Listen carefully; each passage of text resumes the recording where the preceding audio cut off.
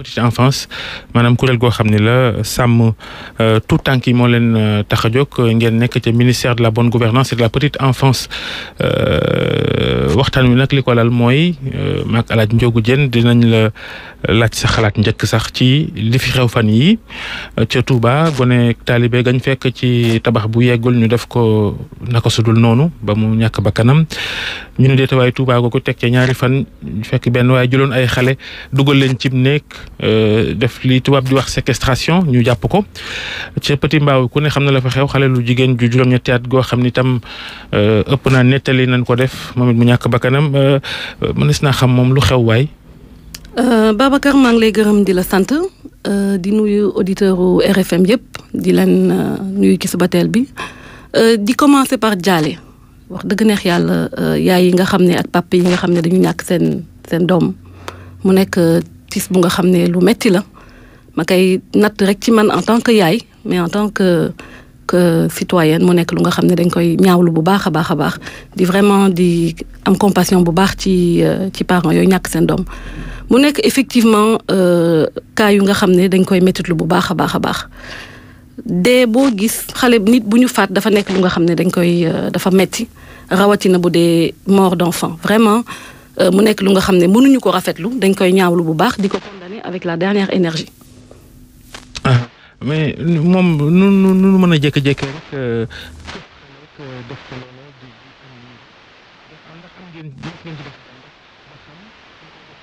lu leen ci ak lu tax mu jékki-jékki rek day faral di xew daanañ ko fi dégg dañuy teg rek jékki-dégg naan am na 4x4 buy wër di jël xale yi ak ñoom seen est-ce que yéen mës ngeen liggéey ci loolu ba xam loola lu ko waral ak ñu koy def luñ ca jublu ak ñumu. waaw xam nga société boo gis dafay dox c'est vrai que temps yi liñ ciy wax dafa bëre mënuma wax ne que phénomène bu nga xam ne dafa gën a yokku la je peux dire que dañ ciy wax lu gën a bëri xëy na nag réseaux sociaux yi ak. maanaam chaque jour mu am daanaka. waaw mais nit ñi boo gisee bu yàgg ba xëy na daanoon na am mais daanuñu ko. médiatisation bu bëri bi xëy na amu ci woon. léegi nag effectivement loolu dafa war a tax ñuy poser wu ay questions yu bëri di jéem a gëstu wàllu woowu mais xam naa il faut que ñu seet d'abord ban façon. lan moo leen tax a jóg est-ce que crime de droit commun la wala lan moo tax a nekk. crime rituel. bon man je pense que fi mu dëkk bu mel ni Gabon dañuy këf ay nit di leen faat ci loo xam ne ay xërëm a ko tax a jóg ñoom seen. waaw bon xam nga loolu comme ni nga ko waxee rek Gabon la fii Sénégal la. même fii ñenn ñaa ngi xalaat ne ay élections yooyu buy ñëw day am ay sacrifice humain nit ñi ni sàkkal pexeeg yu ni mel est-ce que yéen lu ni mel xalaat ngeen ko wala yéen a ngi koy sóoraale. fi mu nekk nii ku nekk moom du mënoo tere ku nekk mu xalaat lu nekk mais fi mu ne nii ndegam justice bi mu ngi ko jël en charge nañu bàyyi enquête bi law. ba ñu xam exactement lan moo ci jublu en tout cas fi ma toll nii man yorewu ma information yi nga xam ne mun na ma permettre ma wax ne que crime rituel la wala beneen façon crime. mais kuréel gi nga jiite aar tout tànk yi moo leen tax a jóg. léegi lii dal tout tànk yi responsabilité kan la kilifa yi waajur yi wala kan. waaw donc li nga wax am na solo bu baax a baax donc CAP cellule d'appui à la protection de l'enfance ni nga ko waxee loolu dañ ci gëstu bu baax mais li may njëkk wax mooy. responsabilité parentale jamono ji dafa doy waar fi mu nekk ni jamono ji dafay évoluer xëy na bu yàgg ba xale yi mënoon nañ leen bàyyi ñu dem ci mbedd bi wala ni xale yi daan évoluer ci mbedd bi sans ne serait-ce que les dangers de la circulation et cetera pour ne parler que de celui-là dafa changer bu baax donc waajur yi vraiment war nañu bàyyi xel bu baax a baax ci xale yi parce que le fait que ñuy bàyyi xale yi ñuy dem n'importe où ak réseaux sociaux yeeg loolu xam naa dinañ ci ñëwaat bu ci kanamee bu ñu waxee. am na ndaje muy am ci wàllu réseaux sociaux yi sax tey ci wàllu aar tout tànk yi mais ci wàllu waajur yi. dëgg la ni waajur yu ci bëri nag. même seen doom buy xëy di jàngi lu école ba sori sax dañuy defar xale yi solo leen rek buux leen ñu ànd ñoom képp di jàngi loolu rek ñàkk kaaraange la. duñ gunge seen doom sax ba ci seen l'école. loolu laay wax nii moo tax ma naan dañu naan insécurité bi bëri na fi waaye responsabilité parentale tamit lu jar a sóoraale la parce que tamit boo amee sa doom yow yaay premier responsable ci sa doom wax nga seet sa doom fan lay dem kañ lay ñibbisi kan lay àndal yooyu yëpp yaakaar naa ne bu ci parents yi gënee bàyyi xel problème yu bëri yi nga gis nañ ko fii ci fan yi ñu weesu ak ci année yi ñu weesu itam dina gën a wàññeeku. mais peut-être tamit parents yi mën nañ def seen devoir li leen war yëpp sàmm seen doom surveiller leen mais diggante l'école ba kër ga xëy na tamit ñàkkum kaaraange ci dëkk bi tax na ba xëy na ñaawteef yi di am ñi nga xam te ne dañ koy def mën nañu profiter ci diggante boobu. donte sax parents yi def nañ seen wareef mais état bi tamit côté kaaraange am na problème mu soxe na. waaw xam nga kaaraange bi moom en tout cas kaaraange bi nga xam ne mooy moom la ñu jublu ci xale yi sécurité des enfants loolu priorité la dégg ngeen démb garde des sceaux ministre de la justice wax na ko wante itam état bi mënul jël derrière chaque enfant derrière chaque citoyen mu teg benn policier benn takk der loolu xam ngeen ne mënul ne léegi li nga xam ne moo ci gën a am solo yaakaar naa ni mooy li ma wax rek mooy responsabilité parentale ba pare également ma bëggu wax lu am importance mooy année yi ñu weesu dañu valider li ñu naan stratégie nationale de protection de l'enfance stratégie boobu buñ koy dérouler dafa am ay comités départementaux de protection de l'enfance yi nga xam ne préfet bi dans chaque département moo koy diriger wante yemuñu foofu dañu def li ñu naan ay comités villageois ay comités zonaux par exemple ci ay gox yu mel ni Pikine Guédiawaye nga xam ne dañu am densité humaine bu bëre dañu diviser sax quartier yi en zone ba wàcc sax ba am comité de quartier de protection de l'enfance et je pense que comité de quartier yooyu mun na nekk une réponse adéquate comité de quartier yooyu am nañ ci ndeyu daara yi ñu nekk ci collectivité locale yi mu ngi ci biir am nañu ci les chefs de quartier am nañu également les parents ak bépp citoyen bu nga xam ne mu ngi ci et comité yooyu ñoo aussi war a servir de veille et d'alerte de telle sorte que bu amee benn jéyee wala ñu seetlu par exemple benn daara bu nga xam ne dafa installé wu noonu rek nga gis kenn kuy tabax kër gi travaux yi àggagul mu ñëw installé fa ak xale yi ñu alerté ak beneen rôle bu nga xam ne c'est très important muy rôle collectif local. moom daal Sénégal ñun fonk ñu xale ndax conditions yi xale yi nekk ci mbedd mi ci ñooñu ne ay daara lañu yor di yelwaanloo xale yi fekk kër bu pareegut ñu koy tabax ñu denc leen ca seddaay beeg lépp lu am ci wàllu wér-gu-yaram kenn du leen seet xale yi doon dem hôpital da ngay daj ak ñoom ñu yori góom gouvernement bi daat ci wax ay mesures yu bëri waaye gouvernement bi dafa dem ba mel ni lu ragal sax wàllu toppatoo xale yi rawatina ñiñ naan ay taalibe lañ. déedéet Babacar bu nu loo wax ne fonk ñu xale bu yàggul rek gis nga ne que man mii di wax ak yow je suis conseiller spécial du président te maa ngi toppatoo affaire u xale yi donc loolu musu fee am. ministère bi nga xam ne dañ ko jagleel Rama Ndaw mu ñëpp teg nañ seen bët ni xale yi mel ci mbedd yi. loolu kenn du ko weddi Babacar. ni xale yi nekkee ci mbedd mi xam nga dafa nekkul lu nga xam ne tey la xew c'est depuis très longtemps du tey rek mesures yi nga xam ne nag c'est un phénomène bu nga xam ne yow ci sa bopp xam nga ne que y a des variables sociales culturelles religieuses très fortes derrière ce phénomène là donc fi mu nekk nii xam nga ne que am na benn projet de loi bu nga xam ne liggéey nañ ci lu yàgg ci restructuration des daara projet de loi boobu nga xam ne ministère de l'éducation moo ko porté dafa nekk bu paree dina saytu anam yi nga xam ne noonu nga war a ubbee daara conditions d'ouverture yi ñi nga xam ne ñoo fa war a jàngale ba pare nag mu am lu am solo mooy enseignants yi nga xam ne dañu nar a jàngale ci daara yi état bi daf leen di subventionner ci kaw ñu respecter yenn conditions yi donc projet de loi boobu buñ ko adopté incha allah yaakaar naa ne dinañ am changement bu bëri. mais dafa mel ni nguur gi c'est vrai que day jël ay mesures loi yaa ngi fi am nay mesures yëpp mais coow li mooy suivi moo dul am application bi toujours mooy poser problème gis nañ fi sax bi lakk bi amoon fii ci Médina président Macky Sall ci boppam ñëw fermeté annoncé ay mesures énergiques mais après mujjul fenn ay wax la woon kese effet d'annonce rek la yem. non du wax kese liggéey boo gis dafay am fu muy tàmbalee ak fu muy delloo xam nga lan moo ci am importance mooy am pérennité amul benn njëriñ nga yeewu suba def benn action mu pare jeex déedéet fi mu nekk nii dañu bëgg teg ay actions yi nga xam ne elles vont être pérennes projet de loi boobu nga xam ne moom laa doon tudd léegi buñ ko adopté dina permettre dans la continuité et dans la durabilité de résoudre ce problème là retrait des enfants de la rue aussi dafa am nga xam ne da nga ko war a càmbar ba pare boo retiré xale yi léegi tout de suite boo yeewoon suba tey ji nii ma ne Babacar buubal ma xale yépp nga génne leen ci mbedd bi foo leen di dugal il faut que nga liggéey ci mesure d'accompagnement waaye itam ñun ñëpp yéen tamit presse bi am ngeen ci wàll bu am solo xam ngeen comme ni ma ko waxee bala ñoo yegg ci presse bi ak ay pexe yoo xam sax laal ngeen ko ci benn guide waaye ba tey Babacar pour toujours problème boobu responsabilité parentale bi mu ngi ñëwaat aussi moom laa bëggoon junj léegi xam nga tam waajur yi nga xam ni ñooy jur seen doom bëgg lu yomb buñ leen di yóbbu ci daara ji sax du pour ñu am xam-xam waaye nañu débarrassé wu ci xale yi rek loolu tam moom nuñ koy def loolu tamit xanaa di ñaax rek di dolli sensibilisation bi ak di gën a dooleel famille yi xam nga gis nañ fi bourse de sécurité familiale yi nga xam ne ñu ngi koy jagleel yenn famille yi nga xam ne dañu xaw a ndóol te famille yooyu dafa am yenn critères yi nga xam ne dugal sa doom école daf ci bokk pour ngay mun a continuer di am bourse boobu mais li fi ma commencé woon ca njëlbeen rek mooy responsabilité parentale bi dafa am solo munoo ñëw rek banque say loxo ne jox sa doom ci benn sëriñ ne ko ay yaxam laa la laaj loolu dafa daw yaram donc vraiment parent bu ne balaa ñuy wax état bi ay yaxam kay. waaw wax ji de loolu mooy lépp ma ngoog donc aussi parents yi wax nañu seetaat ku nga xam ne jur nga sa doom nga jéem ko sàmm boo dee dëkk ak moom ci néegu ñax sax nga toog fa jéem a góorgóorlu wante jël sa doom jox ko kenn ku nga xam ne doo ko jox dara kooku tamit bu yeewoo suba génnee sa doom yalwaan loo ko ne ko dama soxla lu mu lekk day jafe daal nga mun a nga dal ci kawam parce que en fait problème bi daal dafa complexe mesures yi nga xam ne dañ ko war a teg dafa war a nekk des mesures pérennes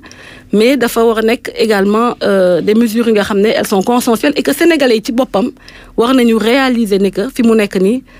sécurité de nos enfants ñun en tant que mère en tant que parent ñun d'abord la incombé loolu dafa nekk lu am li nga doon tudd sànq ci ni ngeen bëggee tamit ñiy yëngu ci wàllu tasum xabaar am benn taxawaay bi ci xeex loraange yi dal ci kaw tuut tànk yi am na lu ngeen ci liggéey ak ay journaliste ba tënk ko ci kayit mi ngi nii ñu yor sax tuddee ko guide pratique à l'intention des acteurs des médias éthique journalistique et droits de l'enfant. waaw Babacar guide boobu nga wax ñu ngi ko publier le 15 février bi passé. mu nekk guide nag bu am solo parce que li ko waral dañu seetlu woon plusieurs choses bi ci njëkk mooy dañu gisoon ne que professionnels des médias yi nga xam ne ñu ngi yëngatu ci presse bi ci wàllu tas xibaar dañu xawoon ñàkk tuuti formation ci mbirum droit de l'enfant benn bi. formation bi deuxième point bi mooy ñu xalaat ne que war nañu leen utal ay jumtukaay yu nga xam ne dina leen permettre non seulement ñu xam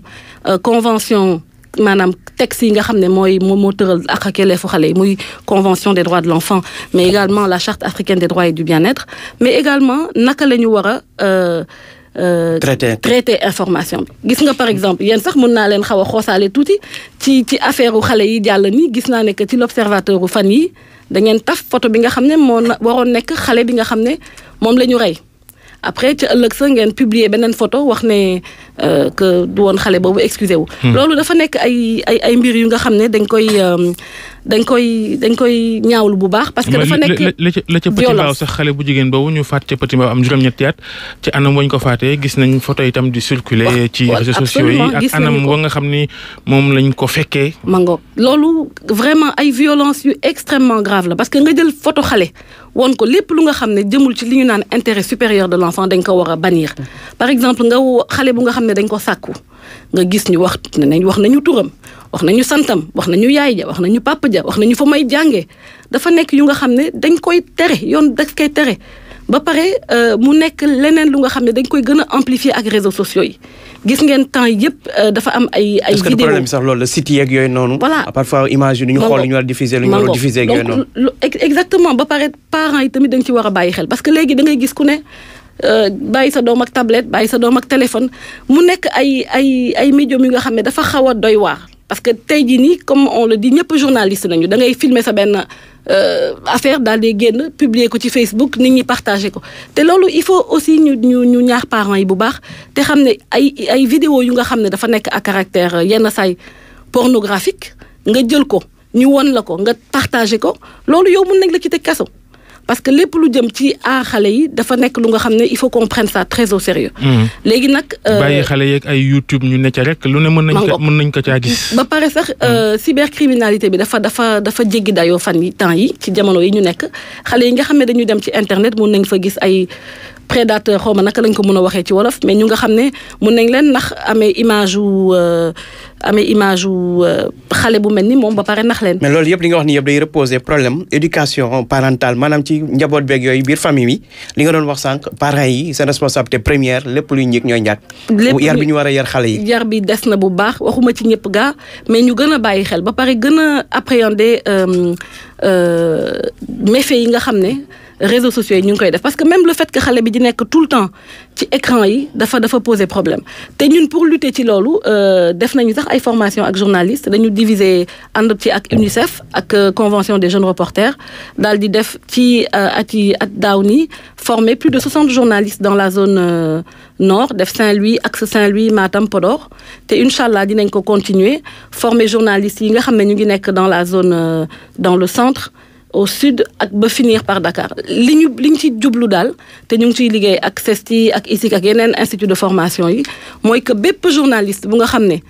ñu ngi lay tàggat ci loolu ak journalistes yi nga xam ne am nañ seen diplôme ba pare nekk di fonctionner que au moins une fois ci ce cursus nga am une formation sur les droits de l'enfant nga am au moins un module. Et pourquoi pas dem ba am une spécialisation comme ni ñu amee journaliste économique yi ngañ leen seen taxawaay ànd nañ ci ak yow waajur itam seen responsabilité loolu kenn mënu ci sax werante lu am la waaye itam gouvernement bi bu ñu jëlee misaal ci lay xew Petit Mbao ak Touba ministère bi ñu dénk petite enfance sax dégguñ ko ci mu yëy ci yàbbi ci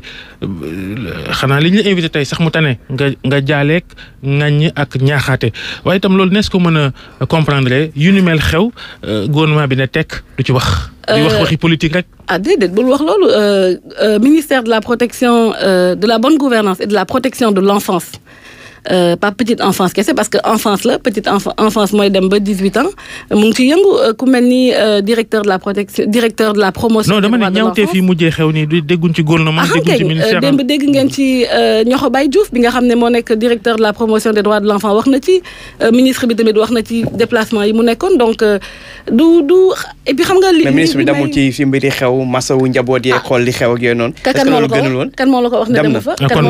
baaxee nu ko kon. dem na Touba ak Mbao. dem na en tout cas fi mu war a dem mu ngi fay dem donc man je pense que le plus important fi mu nekk nii mooy